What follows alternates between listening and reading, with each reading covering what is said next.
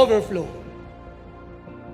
Siguro po tayo ay nandito, iba-iba ang ating nais, iba-iba ang ating pong gusto, kung saan mo gusto kang i-overflow ng Diyos.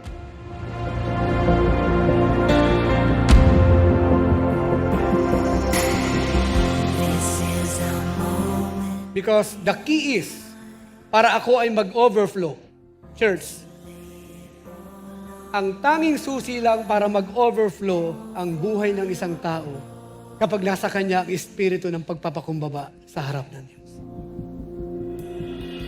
We stand together as one.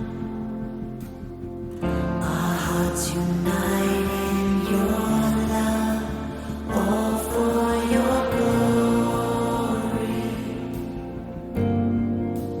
all for your glory.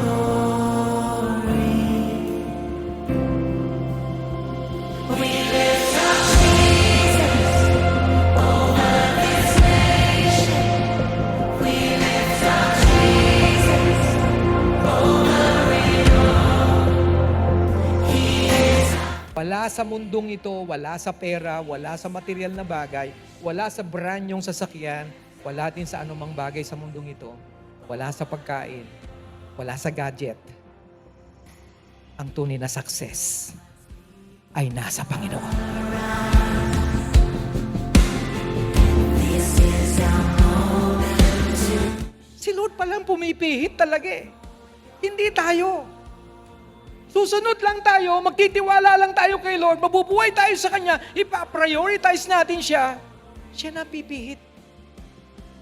Kasi ang hirap pagka tayo pumipihit sa buhay natin.